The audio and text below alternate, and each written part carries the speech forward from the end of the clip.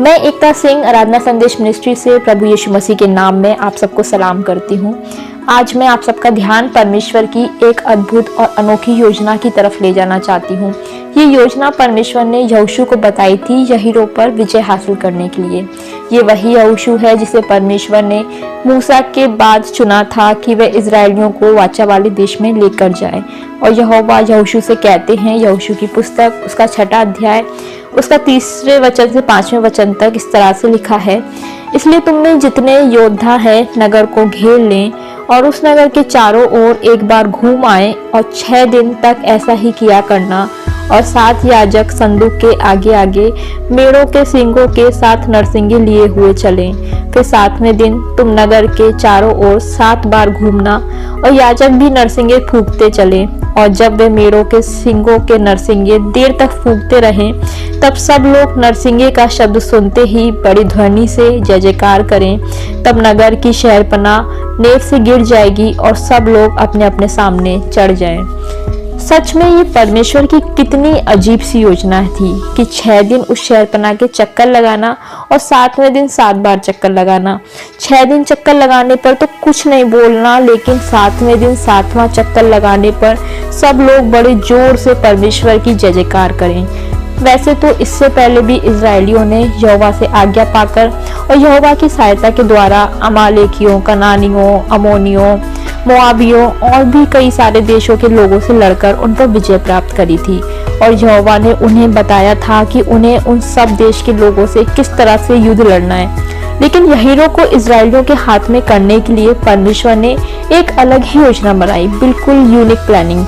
अब तक की सभी योजनाओं से बिल्कुल हटकर किसी भी देश को जीतने के लिए ऐसी योजना ना तो पहले कभी सुनी थी और ना ही वचन में आगे कहीं पढ़ने को मिलती है। आखिर परमेश्वर इस योजना से इजरायलियों को क्या सिखाना चाह रहे थे?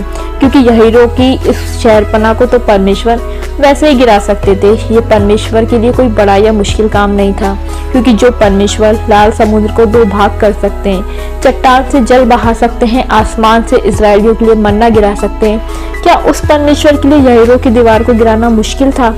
मगर परमेश्वर अपनी इस योजना के द्वारा इजरायलियों की नई पीढ़ी के लोगों के विश्वास को परख कर दृढ़ करना चाह रहे थे।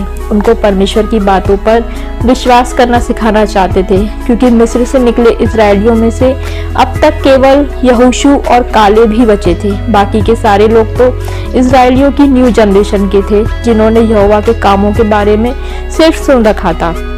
इसलिए इस नई पीढ़ी के लोगों को वाचा वाले देश में पहुंचाने से पहले इस परीक्षा में सफल होना था। परंतु ये परीक्षा शायद उनके लिए उतनी आसान भी नहीं थी जितना हमें देखने में लगता है।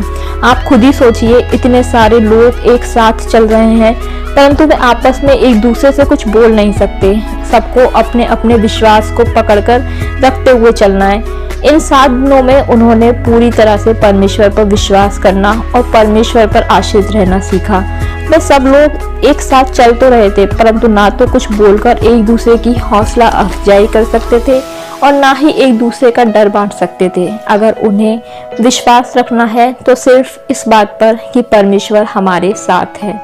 कभी कभी हमारे जीवन में हमारे सामने खड़ी कई तरह की समस्याओं की शहरपनाह का सामना भी हमें इसी तरह से अकेले रहकर करना पड़ता है। बस चुपचाप अपने परमेश्वर पर भरोसा रखकर चलना होता है, क्योंकि ऐसी परिस्थितियों के द्वारा परमेश्वर हमें उन पर पूरी तरह से विश्वास करना सिखा रहे होते हैं। क्योंकि ये शहरपनाह जैसी बड़ी समस्या जो आज हमारे सामने है, उससे तो परमेश्वर पल भर में गिरा सकते हैं, परंतु परमेश्वर ने हमारे लिए अद्भुत योजनाएं पहले से ही बना रखी हैं। वचन बताता है, परमेश्वर ने तुम्हारी भलाई की योजना बनाई है, हानि की नहीं। परमेश्वर ने उस शहरपनाह को गिराने का 7वां दिन तो पहले से ही तय कर रखा है। आपको तो बस 6 दिन तक रोज परमेश्वर पर अपने विश्वास को मजबूत रखना होगा और उस शहरपनाह की ओर देखकर उसे ललकारना होगा कि हे ऊंची शहरपनाह, 7वें दिन तू गिरेगी, क्योंकि मेरे परमेश्वर ने तुझे सिर्फ 6 दिन दिए हैं मेरे सामने रुकावट डालने के लिए, मुझे डराने के लिए, परंतु 7वां दिन परमेश्वर के द्वारा तय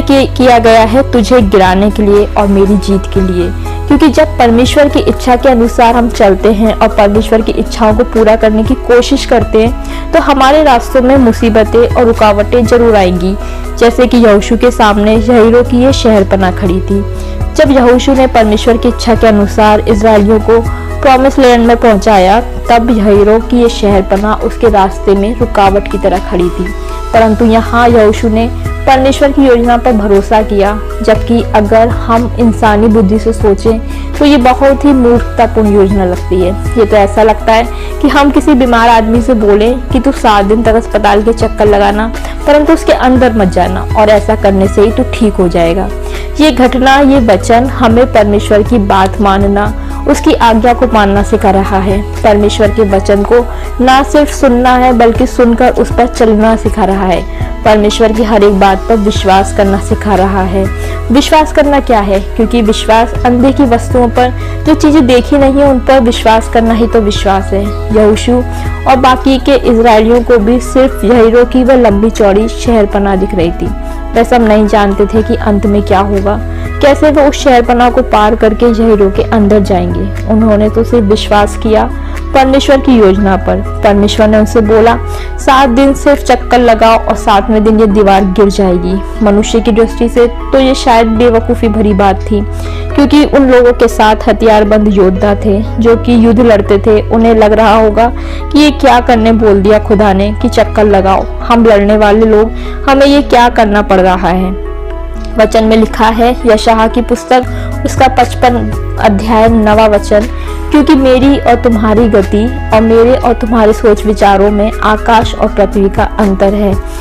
हम जानते हैं कि परमेश्वर ने उस शहरपनाह को गिराने के लिए पहले ही 7वां दिन निश्चय कर रखा था, और 7वें दिन वो दीवार गिर गई, क्योंकि सब इजरायलियों ने परमेश्वर की आज्ञा मानी, उसकी आज्ञा के अनुसार काम किया और परमेश्वर पर विश्वास किया।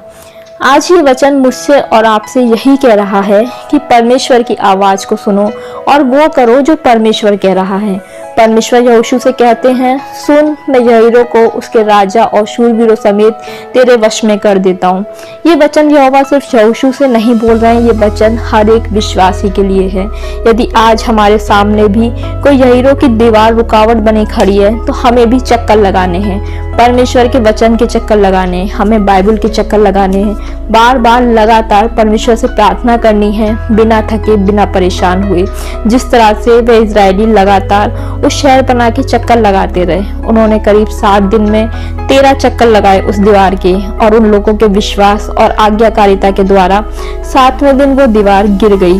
हो सकता है आप भी कई दिनों से कोई प्रार्थना कर रहे हैं, आप भी कई दिनों से परमेश्वर का चक्कर लगा रहे हैं, लगाए जा रहे हैं। तो परमेश्वर आज इस वचन के द्वारा हमसे ये कहना चाहते हैं कि जय तुम्हारी है। शहरपनाह कितनी भी बड़ी और मजबूत क्यों ना हो, विश्वास के द्वारा जरूर गिरेगी। वचन बताता है मत्ती रचित सुसमाचार उसका 19वां अध्याय 26वां वचन, वहां लिखा है, तब यीशु ने उनकी ओर देखकर उनसे कहा, मनुष्य से तो ये नहीं हो सकता, परंतु परमेश्वर से सब कुछ हो सकता है।